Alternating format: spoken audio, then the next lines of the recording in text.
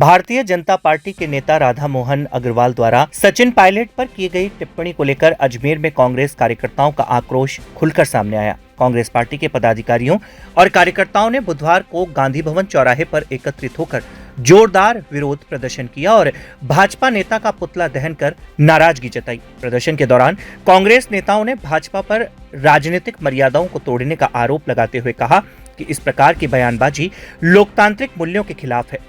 नेताओं ने भाजपा नेतृत्व से अपने प्रतिनिधियों के आचरण पर नियंत्रण रखने की मांग उठाई।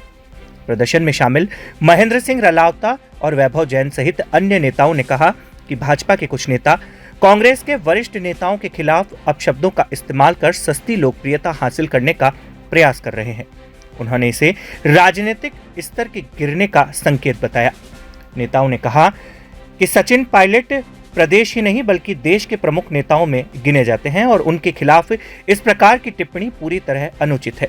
पूर्व शहर कांग्रेस अध्यक्ष विजय जैन ने बयान को अशोभनीय करार देते हुए कहा कि यह भाजपा की गिरती राजनीतिक संस्कृति को दर्शाता है। उन्होंने स्पष्ट किया कि लोकतंत्र में वैचारिक मतभेद स्वाभाविक है, लेकिन व्यक्तिगत टिप्पणी करना किसी भी स्तर पर उचित नहीं ठहराया जा सकता। कांग्रेस नेताओं ने यह भी उल्लेख किया कि सचिन पायलट को वर्ष 2008 में वर्ल्ड इकोनॉमिक फोरम द्वारा यंग ग्लोबल लीडर के रूप में मान्यता दी जा चुकी है। ऐसे प्रतिष्ठित नेता के खिलाफ इस तरह की टिप्पणी न केवल निंदनीय है बल्कि इससे राजनीतिक संवाद की गरिमा भी प्रभावित होती है। कांग्रेस कार्यकर्ताओं ने भाजपा नेता से सार्वजनिक रूप से माफी की मांग करते हुए चेतावनी दी कि यदि इस प्रकार की बयानबाजी पर रोक नहीं लगी तो आगे भी विरोध प्रदर्शन जारी रहेंगे। सचिन पायलट जी के ऊपर जो टोंक के अंदर जो आरोप लगाया गया, बेबुनियाद आरोप। सचिन पायलट जी 26 साल की उम्र के अंदर 2 साल से सांसद का चुनाव लड़ते हैं।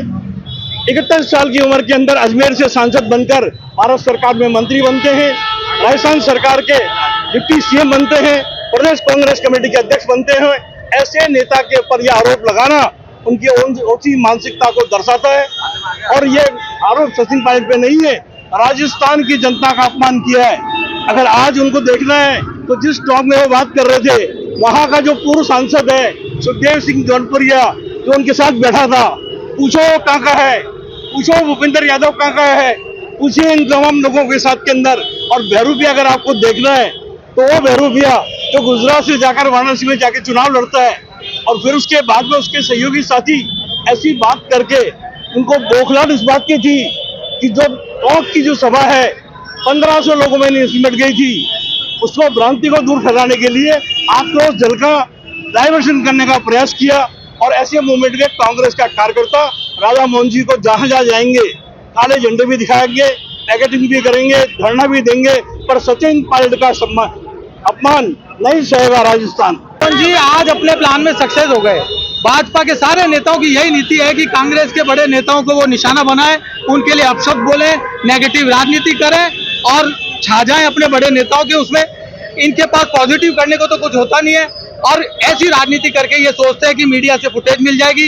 राधा मोहन जी ने भी ये सोचा, प्रभारी बन गए, अपना जलवा दिखाएं।